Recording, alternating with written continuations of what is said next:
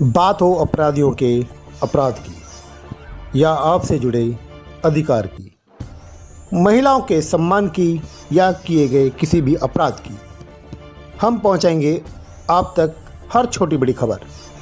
देखते रहें और चैनल को सब्सक्राइब जरूर करें। एनसीआर न्यूज़ मीडिया, खबर हर पल की।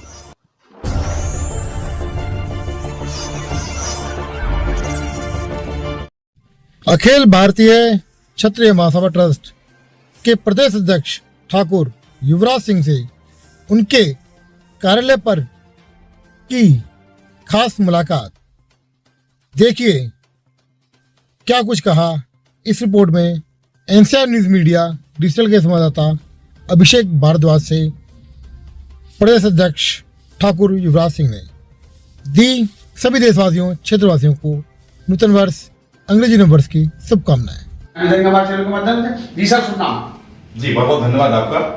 देखिए सबसे पहले तो मैं आपके चैनल को और बहुत बहुत नूतन वर्ष की अंग्रेजी नववर्ष की बहुत बहुत शुभकामनाएं बधाई देता हूं, क्योंकि ये जो नववर्ष चल रहा है आपके जीवन में जो पुराना वर्ष गया 2025 का, उससे हर तरीके से ऊर्जावान रहें, नई चीजें हों, आप नौकरी कर रहे हैं, बिजनेस कर रहे हैं, सब में आपकी तरक्की हो, ऐसा प्रभु से मैं कामना करता हूँ। और जहां तक आपने जेवर की प्लॉटिंग का हमारा कार्य जो भाई जी आए हुए हैं वेब 1 सेक्टर 18 में, जेवर में हम बांसुरी धाम करके 5वीं साइट बना रहे हैं जी सर। और इससे पहले हम करीब 4-5 साइट बना चुके हैं। राधा रानी रेजिडेंसी डेवलप करके दे चुके हैं मथुरा में, गढ़ में भी हमारी प्लॉटिंग हुई है, और ये शिव शक्ति विहार, शिव शक्ति वाटिका, शिव शक्ति धाम, ये तीनों यमुना पे हमारी प्लॉटिंग हो चुकी है। बहुत अच्छा। ये बांसुरी धाम है और 118-20 बीघे का ये पहला फेज था, करीब करीब सोल्ड आउट, करीब करीब कंप्लीट है। और माननीय बीजेपी के जो सांसद हैं ईस्ट नॉर्थ दिल्ली से मनोज तिवारी जी, वो इसके ब्रांड एम्बेसडर हैं। तो अब आपके चैनल के माध्यम से मैं बताना चाहूंगा कि Radha Rani residency private limited जो ये अपनी साइट करीब करीब कंप्लीट हो गई, दूसरा फेज शुरू होगा, वो कमर्शियल भी होगा, तो 200 घर के प्लॉट होंगे, 450 करीब 450 बीघा करीब टोटल जमीन है जी। और उसके बाद भी हम टोकन दे दिया, आगे भी करेंगे हम। 8 साल 10 साल का हमारा एक सी जगह पे है जी। क्योंकि आप समझिए कि जेवर में ही सब कुछ है, दिल्ली भर लिया, नोएडा भर लिया, गाजियाबाद भर लिया, फरीदाबाद, कहीं गुड़गांव कुछ भी है नहीं जी। गुड़गांव जो इतना ऊपर गया सिर्फ इंदिरा गांधी एयरपोर्ट की वजह से जी जी, ये सत्य है। इसी तरीके से इंदिरा गांधी एयरपोर्ट 2000 एकड़ में है, ये 14000 एकड़ में बन रहा है, सबसे बड़ा एयरपोर्ट है जी जी। हिंदुस्तान का क्या, एशिया का नंबर 1 है, वर्ल्ड का तीसरा एयरपोर्ट सबसे बड़ा है। रिपेयरिंग हम यही है, सर्विसिंग के लिए पहले एयरप्लेन बाहर जाते थे, अब सारी सर्विसिंग यहीं पे होगी। तो मैं ये कहना चाहूंगा कि योगी जी, माननीय प्रधानमंत्री से परसों मिले और उनसे ये इसके उद्घाटन के लिए टाइम मांगा, तो उत्तर प्रदेश सरकार और जेवर इंटरनेशनल एयरपोर्ट की अथॉरिटी, यमुना अथॉरिटी, टाइम प्रधानमंत्री जी ने दे दिया है। अब डेट अभी फिक्स नहीं हुई है, तो डेट जिस दिन फिक्स हो जाएगी, जिस दिन फ्लाइट पहली उड़ जाएगी, इंदिरा गांधी की जगह से लोग यहाँ से डोमेस्टिक आना जाना शुरू करेंगे, फिर इंटरनेशनल शुरू हो जाएगा जी। तो नेचुरली स्वाभाविक सी बात है कि रेट एक साथ बहुत बढ़ जाएंगे जी। जो हमारा रेट अभी चल रहा है 18 से 20 का, यानी 18 लाख 20 लाख का 100 गज का आपको मिलेगा आज की डेट जी। जैसी फ्लाइट उड़ेगी, लोगों का आना जाना वहां शुरू होगा जेवर से जी, तो स्वाभाविक सी चीज है कि नेचुरली रेट कई गुना बढ़ जाएंगे जी जी। हम यहाँ तक भी आपको कह रहे हैं, आप मेरी बात नोट कर लीजिएगा, आज 20 के रेट में आप ले रहे हैं, मैं 1 साल बाद का 30 के रेट का पीटीसी चेक आपको देता हूँ जी। आप हम ही को आप हमसे ही कर लीजिएगा, हम ही आपको मार्जिन निकाल देंगे, हम भी उसमें कमाएंगे जी। तो आप ये समझिएगा कि उस जहाँ पर एयरपोर्ट बनता है एक साथ रेट काफी बढ़ जाता है जी सर, और वो यहाँ पे होगा। तो मेरा ये जो भी वीडियो देख रहे हैं आपके चैनल के माध्यम से मैं आह्वान करूंगा कि आप लोग आए, हमारे ऑफिस आए, हमारी साइट विजिट करें।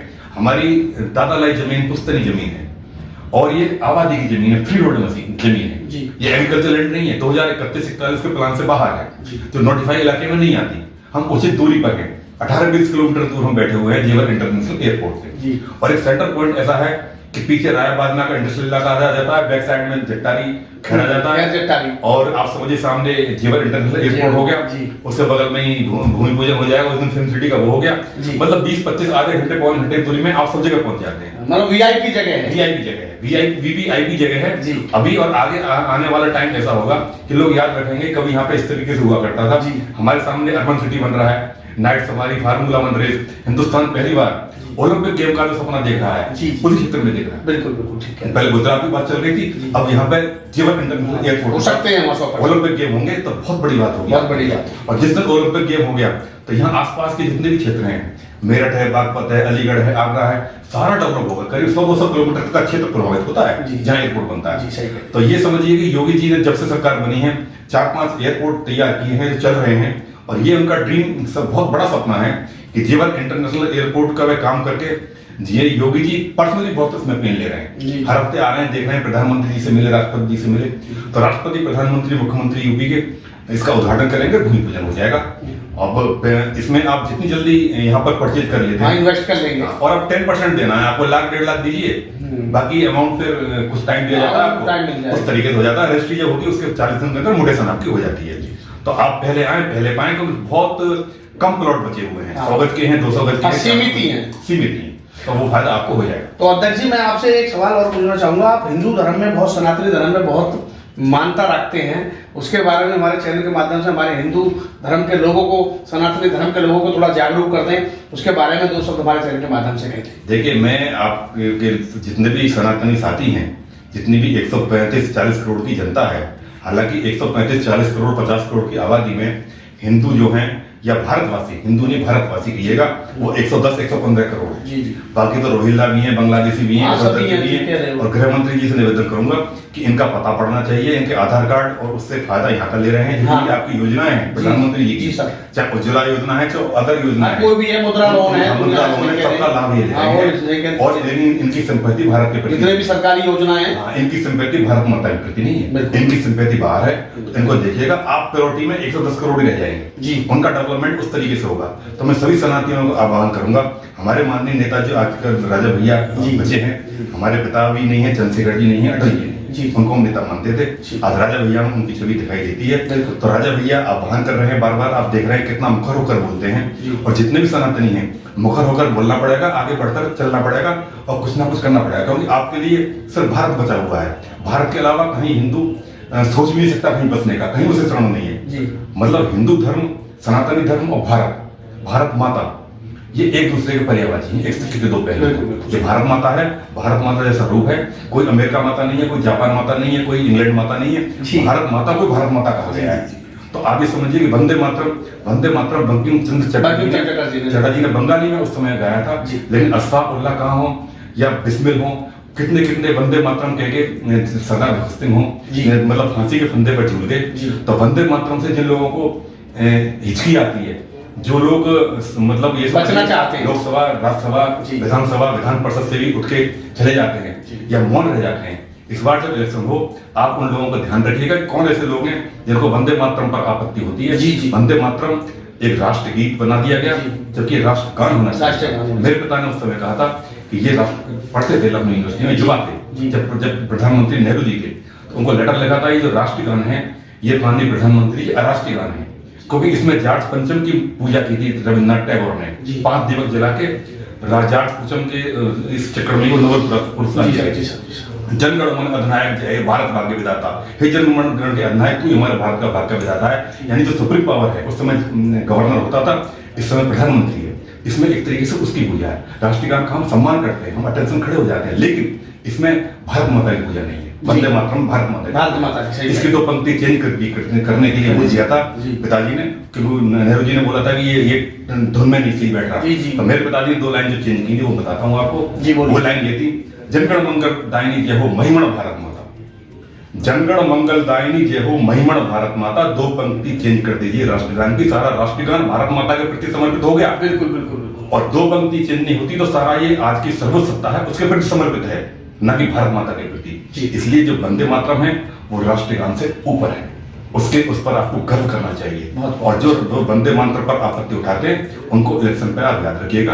और जो नोटिस की है, हाँ ठीक है। और ये हमारे धीरेन्द्र कृष्ण शास्त्री जो बागेश्वर जिनके पीठाधीश्वर हैं, आप देखिए बांग्लादेश में 6 दिसंबर में ये बाबरी मस्जिद की तैयारी कर रहे थे, अगले दिन ही 7 लाख लोग वहाँ इकट्ठे कर दिए धीरेन्द्र शास्त्री जी ने। बिल्कुल गर्व होना चाहिए आप, बहुत अच्छी बात है, जागृत हो रहा है, सनातन हो रहा है। तो आपके चैनल के माध्यम से अंत में यही कहना चाहूंगा कि मेरे सनातनी साथियों, इसमें कोई हिंदू मुस्लिम सिख ईसाई नहीं होता, सभी भारतवासी सनातनी है। बिल्कुल सभी के पुरखे भगवान श्री राम है, पुरखे बदौलत कभी चेंज नहीं होती, पुरखे वही रहेंगे। कोई मानो या मत मानो, श्री राम का डीएनए सबके अंदर है। जी। श्री राम भगवान हमारे पुर के हैं। बिल्कुल। भाई ये हिंदू के अलावा जो मुस्लिम को कितना टाइम हुआ है, ईसाइयों को कितना टाइम हुआ है, बिल्कुल। अंग्रेज करके, और ये जो सब हमें से ही निकले हैं। हमारा इतिहास 50,000 साल से ऊपर का है। बिल्कुल। ये कोई 2,500 का, 3,000 का, 500 साल, 2,500 साल का मान लो। तो मुगलों ने बड़ी कोशिश की, अंग्रेजों ने बड़ी कोशिश की, लेकिन फिर भी धर्म को नहीं बदल पाए। नहीं बदल पाए। हमारी कुठाराघात, सनातनी धर्म हमारा बहुत मजबूत है। गुरुकुल पद्धति पर जी, जी। कुठाराघात कर दिया। जी। मैं प्रधानमंत्री, गृह मंत्री से निवेदन करूंगा कि गुरुकुल पद्धति को वापस लाएं,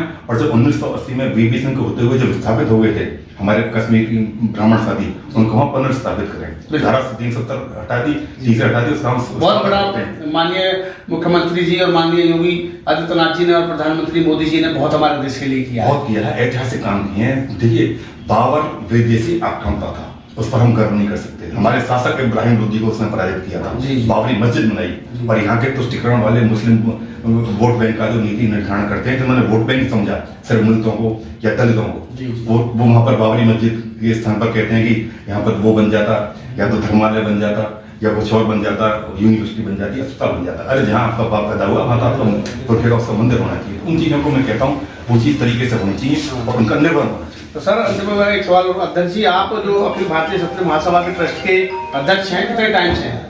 मैं करीब 2 साल से हूँ। अच्छा। बाकी मैं सर्वधर्म संभाव में विश्वास करने वाला व्यक्ति हूँ।